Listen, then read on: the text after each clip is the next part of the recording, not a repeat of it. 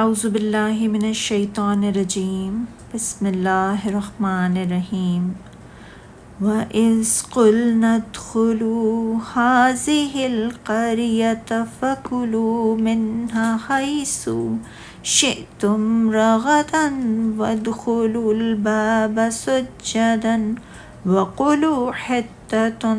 نَغْفِرْ لَكُمْ خطاياكم سنزيد المحسنين فبدل الذين ظلموا قولا غير الذي قيل لهم فأنزلنا على الذين ظلموا رجزا من السماء بما كانوا يفسقون۔ اور جب ہم نے کہا تم اس بستی میں داخل ہو جاؤ اور اس میں جہاں سے تم چاہو جی بھر کر کھاؤ، تم دروازے میں سجدہ کرتے ہوئے داخل ہونا اور کہنا اے اللہ ہمیں بخش دے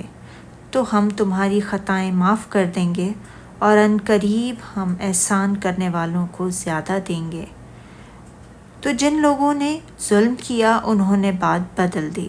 سوائے ان کے جو ان سے کہی گئی تھی، پھر ہم نے ان ظالم لوگوں پر آسمان سے عذاب نازل کیا اس وجہ سے کہ وہ نافرمانی کرتے تھے۔ اللہ تعالیٰ یہودیوں کے جہاد سے اعراض و ارض مقدس میں داخل ہونے سے انکار پر ملامت کرتے ہوئے فرماتا ہے کہ جب یہ موسیٰ علیہ السلام کی صحبت میں بلاد مصر سے آئے تو انہیں حکم دیا گیا کہ ارض مقدس میں داخل ہو جاؤ، وہاں جو کافر امالیک ہیں ان سے جہاد کرو، تو انہوں نے جہاد سے انکار کرتے ہوئے انتہائی بزدلی اور دو ہمتی کا مظاہرہ کیا۔ تب اللہ تعالیٰ نے انہیں جنگل میں پھینک دیا تاکہ حیران و سرگردان پھرتے رہیں۔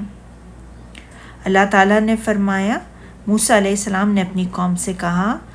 سورہ مائدہ میں، اے میری قوم تم ارض مقدس میں جسے اللہ نے تمہارے لیے لکھ رکھا ہے داخل ہو جاؤ اور دیکھنا مقابلے کے وقت پیٹھ نہ پھیرنا۔ کچھ دیگر لوگوں کا خیال ہے کہ اس سے اریحا مراد ہے۔ یہ اس وقت کی بات ہے جب وہ جنگل میں 40 سال گزارنے کے بعد یوشع بن نون علیہ السلام کے ساتھ اللہ کی راہ میں نکلے تو اللہ تعالیٰ نے جمعے کی شام انہیں یہ علاقہ فتح کرنے کی توفیق عطا فرما دی۔ اس دن سورج کو بھی ان کے لیے تھوڑی دیر کے لیے روک دیا گیا تھا تاکہ ان کے لیے فتح ممکن ہو جائے۔ اور جب انہوں نے شہر کو فتح کر لیا اور اللہ تعالیٰ نے انہیں فتح و نصرت سے نوازا، ان کا شہر انہیں لوٹا دیا، انہیں جنگل اور اس میں سرگردان اور غم گشتہ راہ ہونے سے نجات عطا فرمائی، لہٰذا انہیں حکم دیا کہ اللہ تعالیٰ کی ان نعمتوں پر شکر بجا لاتے ہوئے شہر کے دروازے سے سجدہ کرتے ہوئے داخل ہو۔ اور وَقُولُوا حِطَّةٌ کے معنی یہ ہیں کہ تم کہو ہم اپنے گناہوں کی معافی مانگتے ہیں۔ اللہ تعالیٰ کی طرف سے یہ فتح و نصرت اس موقع پر قول و فعل سے اس کے سامنے خشوع و خضوع کا اظہار کریں، اپنے گناہوں کا اقرار کریں،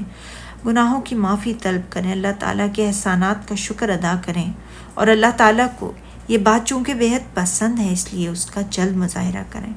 جیسا کہ ارشاد باری تعالیٰ سورہ نصر میں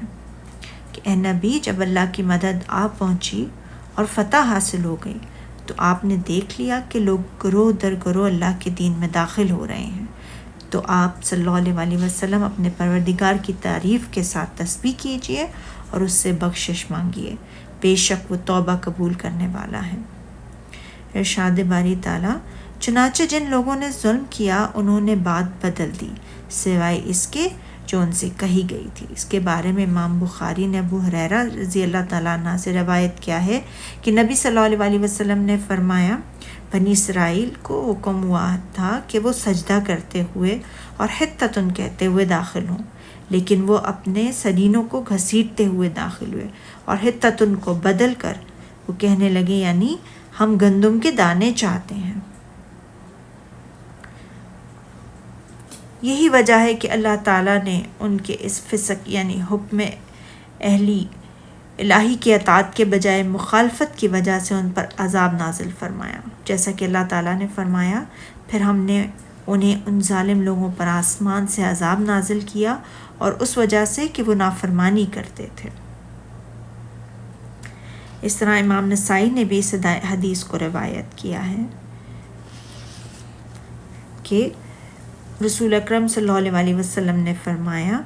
کہ طاعون کا مرض رجز یعنی عذاب ہے، اور تم سے پہلے لوگوں پر اللہ تعالیٰ نے اسے عذاب کے طور پر نازل فرمایا تھا۔ اسامہ بن زید رضی اللہ تعالیٰ عنہ سے روایت ہے کہ رسول اللہ صلی اللہ علیہ وسلم نے فرمایا، یہ درد اور بیماری رجز ہے، تم سے پہلے بعض قوموں پر اسے عذاب کی صورت میں مسلط کیا گیا تھا۔ صدق اللہ العظیم۔